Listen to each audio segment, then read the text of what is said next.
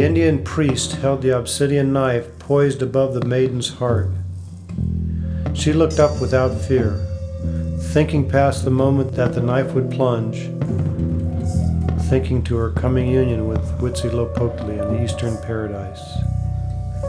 She was thankful to die on the sacrificial stone, serving her people as a source of energy by which the maize would be fertilized. The lovely virgin closed her eyes as if in a dream, and as she did, she beheld the goddess Tlazolteotl coming before her, becoming her as she was swept up by the Aztecs and taken through the streets.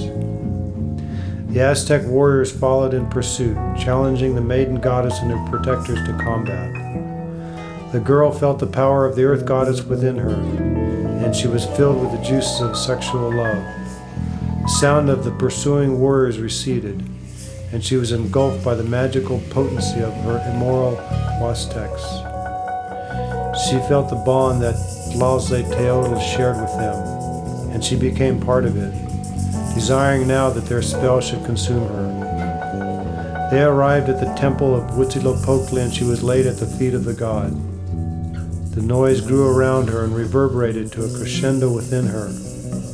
She arched her back and threw her arms outward, then fell back as the power of her consummation began to grow within her.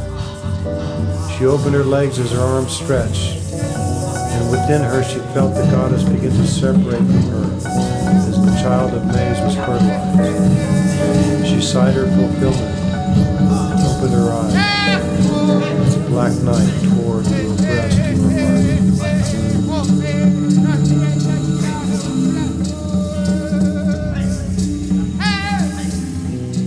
The priest incanted the offering to the goddess.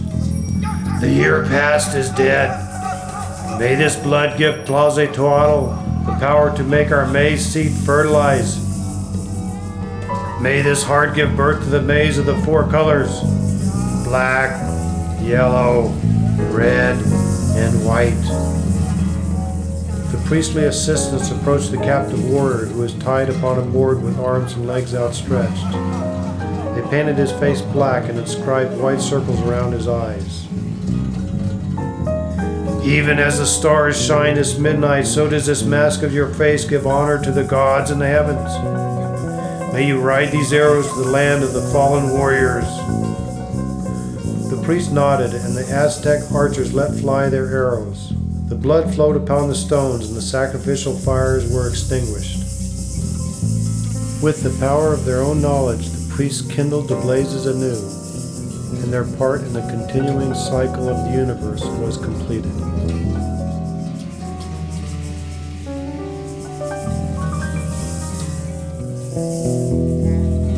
The priest watched the growing throng below him as the people moved into the night.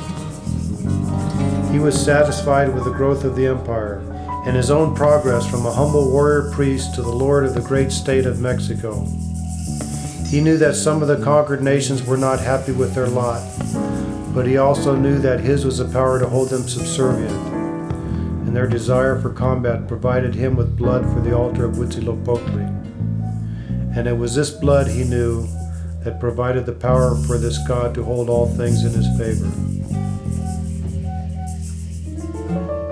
Moctezuma returned to his palace, where he traded his royal jewels and priestly garb for the simple clothes of the commoner.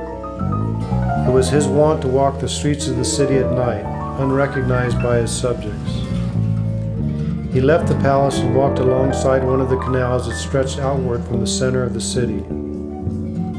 The island Chinapas upon which he walked held the seeds of maize so recently fertilized, where he was chosen to be the leader of his people. With his schoolmates he had studied for the priesthood, and even now the chants they had learned echoed through his mind. He recalled the smells of the incense that gave substance to his visions. In the distance he saw a youth walking naked towards the mountain, carrying a torch that threw light up to the stars and formed as shadows across the fields. The torchlight flickered and diminished.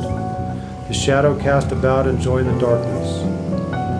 A new star was born atop the mountain, and Moctezuma saw his own image as a youth, lying motionless on the ground.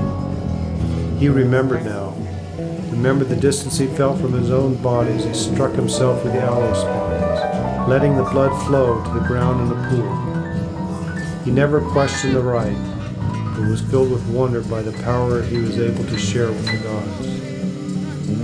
His thoughts returned to the present, and in a moment of time his inner eye glimpsed the growth of this youth into the mightiest warlord of the mightiest civilization. He was gladdened by his merit and invigorated by the thought of his task, for he and he alone could control the growth of his empire, and only through his continuing ritual operations could he guarantee his mighty Huitzilopochtli the energy to hold the empire together.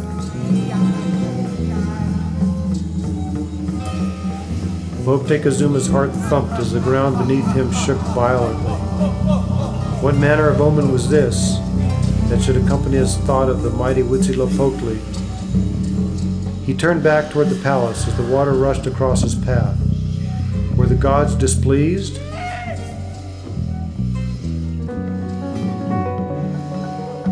But such a short time ago the last sacrifice had been accepted. Whose power was this that shook the earth and made the very temples tremble? He entered his chamber, weary and excited. His thoughts traveled faster than he could perceive, and he lay awake till dawn. The fears of the past months returned to him. Terror grew within himself as omens past and present gave testimony to the dissolution of his empire. He was certain that the insatiable Huitzilopochtli remained their paternal deity.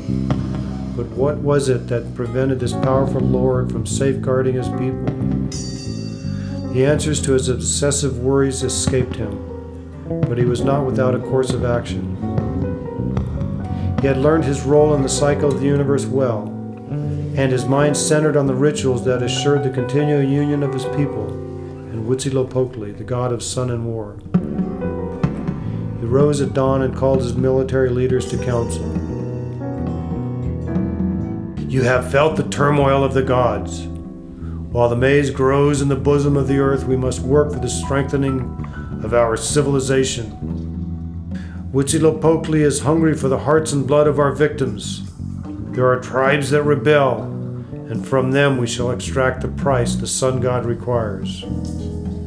From our soldiers shall come the food to nourish the power that unites our land.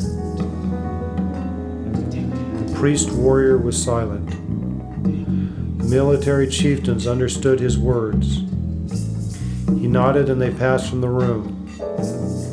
The Emperor Moctezuma was satisfied that the actions he directed would enable Huitzilopochtli to maintain superiority in the battles of the gods.